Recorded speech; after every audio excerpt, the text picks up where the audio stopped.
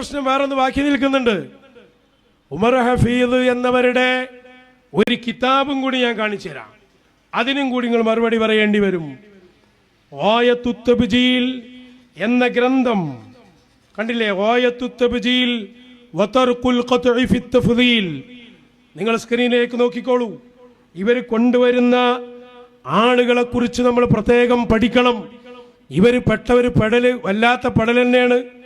ആരാണ് ഗായത്തു തബ്ജീൽ വതർഖുൽ ഖത്ഇ ഫി തഫ്ദീൽ?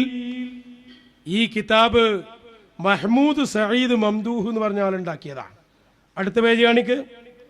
ഇതിൽ കാണാം അതിന്റെ ആദ്യത്തിൽ തഖ്രീദുൽ അല്ലാമ അദ്ദാഇ ഇലല്ലാഹ്. ആരാ? സയ്യിദ് ഉമർ ഹഫീദ്. ഉമർ ഹഫീദാണ് ഈ പുസ്തകത്തിന് ആമുഖം എഴുതി പരിശോധിച്ച് സപ്പോർട്ട് ചെയ്ത ഒരാൾ. ഇപ്പൊ ഈ തബ്ലീഗിനെ കുറിച്ച് പ്രസംഗിച്ചല്ലോ, വേറെ സുഹബക്ക് കൊണ്ടുവന്ന ആള്, അയാളാണ് ഇതിന് തഖ്രീദ് അഥവാ പരിശോധിച്ച് ഇത് റെഡിയാണ് എന്ന് പറഞ്ഞു കൊടുത്ത ആള്. അടുത്ത പേജ് മറിക്ക്. ഇയാൾ ഇങ്ങനെ എഴുതുന്നത് കാണാം. എന്നത് ഞാൻ ആ പ്രത്യേകം മാർക്ക് ചെയ്ത ഭാഗം ഒന്ന് വായിക്കാം. എവിടെ എത്തി വലുതെന്ന് അറിയാനാണ്. വഅദമി തബ്ദീഇ വതഫ്സീഖി മൻ ഖാല ബിഅഫ്ളലിയത്തി അഹദിഹിം ലിഅംറിൻ റആഹ് വഅന്നഹു ലാ യൻബഗി അൻ യജ്അല ദാലിക സബബൻ ലിൻതിഖാസി ഔ ഹത്തി മൻ ഖാലഫ മാ യറാഹ് ലിഅദമി വുജൂദിൻ നസ്ഫിൽ ഖാതിഅ വസുബൂതി അലീമിൽ ഫളൽ ലികുല്ലി മിൻഹും ബിന്നസ്സി സ്വരീഹ്. എന്താ പറഞ്ഞറിയോ? 4 ഖുലഫാഉർ റാഷിദീങ്ങളില്ലേ? മഹാനരായ അബൂബക്കർ സിദ്ദീഖ്, ഉമറുൽ ഫാറൂഖ്, ഉസ്മാൻ ഇബ്നു അഫ്ഫാൻ, അലി ഇബ്നു അബീ ത്വാലിബ്. ഇവരെ കുറിച്ച് ഉമർ ഹഫീദ് പറയുകയാണ്, ഇവരിൽ ആരെ വേണമെങ്കിലും ഏറ്റവും അഫ്ളലാണ് എന്ന് പറയാം. അബൂബക്കർ സിദ്ദീഖ് തങ്ങൾ തന്നെ പറയണമെന്നില്ല. അലിയാരാണ് ഏറ്റവും ഉഷാർ എന്ന് പറയാം. വേണമെങ്കിൽ ചിലപ്പോൾ ഉമർ തങ്ങളാണ് എന്നും പറയാം. ഉസ്മാൻ ഇബ്നു അഫ്ഫാൻ റളിയല്ലാഹു അൻഹു ആണെന്ന് പറയാം. എന്നാൽ ഈ പറയുന്ന മുസ്ലിം ജമാഅത്ത് AP സമസ്തന്റെ വാദം എന്താ? ബലവാദം അനുസരിച്ചാണ് എന്റെ ചോദ്യം. നമ്മളതിൽ ഇടപെടണല്ല. ഇവരിവിടെ സിദ്ദീഖ് തങ്ങളാണ് ആദ്യം, പിന്നെ ഉമർ തങ്ങളാണ്, പിന്നെ ഉസ്മാൻ തങ്ങളാണ്, പിന്നെ അലിയാരാണ്. ഈ തർത്തീബിലല്ലാതെ പറഞ്ഞാൽ പറഞ്ഞ ആള് ഷിയയാണ് എന്ന് വാദിക്കുന്ന ആളവര് ഷറൂലഖായി തോന്നിയിട്ട്. എന്നാ ഇവര് സുഹബക്ക് കൊണ്ടുവന്ന ആളെന്താ പറയുന്നത്? ആരെ വേണമെങ്കിലും ഒന്നാമതായി പറയാം, സിദ്ദീഖ് തങ്ങളെ തന്നെ പറയണമെന്നില്ല. ആരാ പറഞ്ഞു? ഉമർ ഹഫീദ് തങ്ങൾ എഴുതുക. അതുകൊണ്ടാണ് പകരാസനി ആകെ ദേഷ്യം പിടിച്ച് ജതുപിളകിയത്. അയാൾ ഈ കിതാബ് എടുത്ത് പറഞ്ഞല്ലോ, എന്താ ഇത്? ആരാ ഈ കിതാബ് എഴുതിയത്? ആരാ ആമുഖം എഴുതിയത്? എന്തൊരു ഗ്രന്ഥമാണിത്? കേട്ടോളൂ. അന്ന് അദ്ദേഹത്തിന്റെ ആ ചൂടൊന്ന് കേൾക്കങ്ങൾക്ക്. ഇതേ വിഷയം ഇമാം ഇറാഖി അവിടുത്തെ അൽഫിയയിൽ പറഞ്ഞിട്ടുണ്ട്.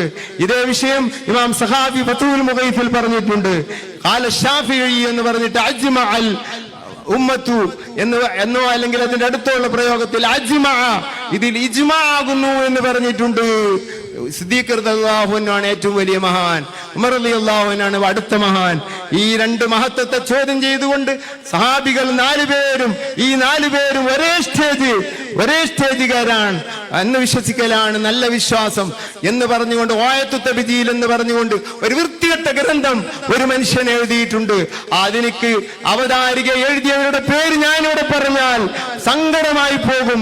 അത്രയും വേദനയിലുണ്ട് ഞാൻ ഈ പറയുന്ന കാര്യങ്ങൾ. ആ പുസ്തകം ഒന്ന് എടുത്തു നോക്കുക.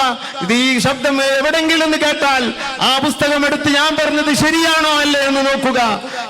അള്ളാഹുവിന്റെ റസൂലിന്റെ ശേഷം സിദ്ദീഖ് തങ്ങളാണ് ഏറ്റവും ഉയർന്നവരെന്ന് ഇമാമുന ഷാഫി തങ്ങൾ പറയുന്നു. അയിമത്ത് മുഴുവനും പറയുന്നു. അശ്അരി, മാതുരീദി, അശായിറത്ത് മുഴുവനും പറയുന്നു. ഒരാളും അതിന്റെ എതിരിൽ പറഞ്ഞിട്ടില്ല. എന്നിട്ട് പറയാ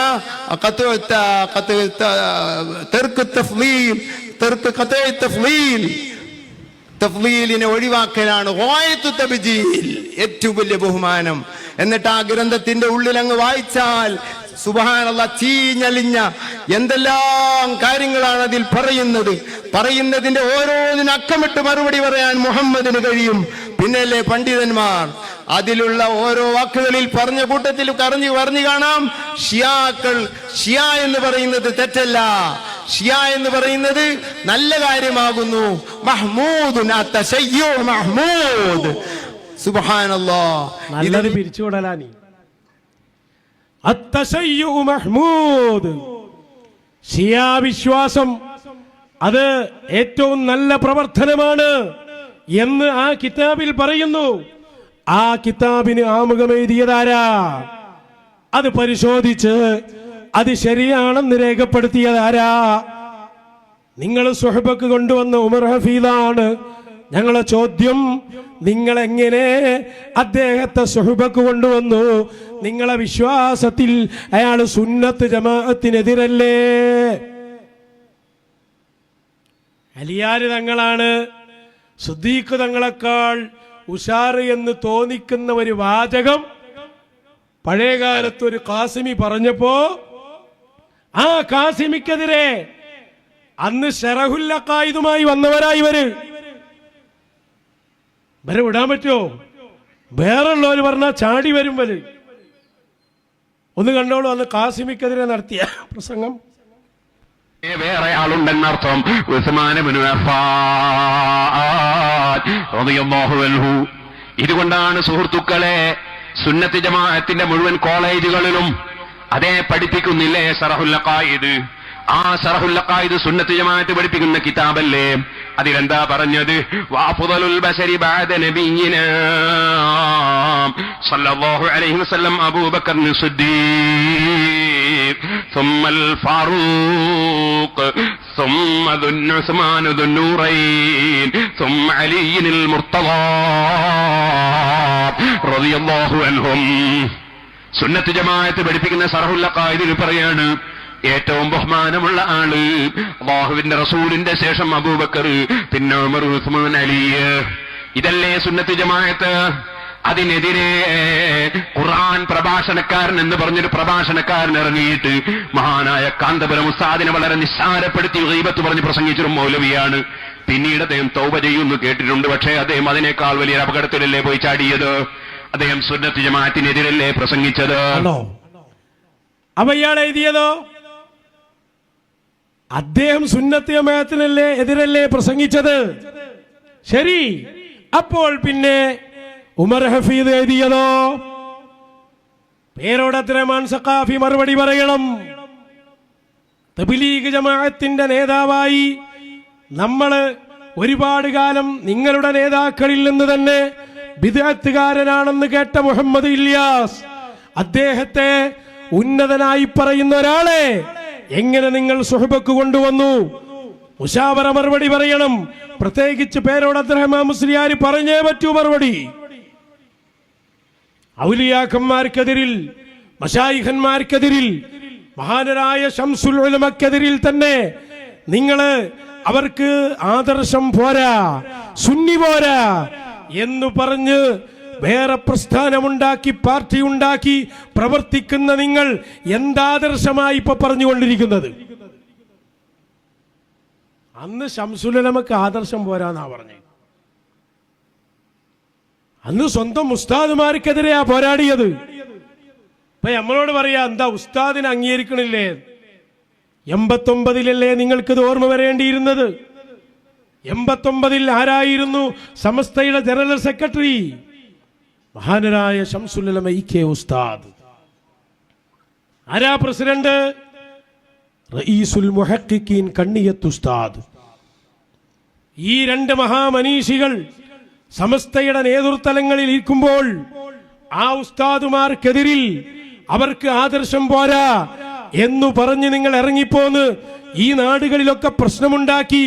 ഇപ്പൊ നിങ്ങൾ എവിടെ എത്തി? തബ്ലീഗുകാരനില്ലാത്ത സമ്മേളനം ഉണ്ടോ? മുജാഹിദ് വിശ്വാസക്കാരല്ലാത്ത ഉദ്ഘാടകരുണ്ടോ?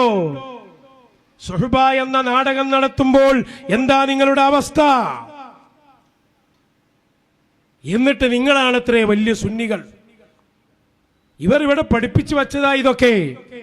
എന്ത് ഇവര് കുറച്ചാളുകൾ തീരുമാനിക്കും ആരാ ഉള്ളില് ആരാ പുറത്തു നിന്നൊക്കെ.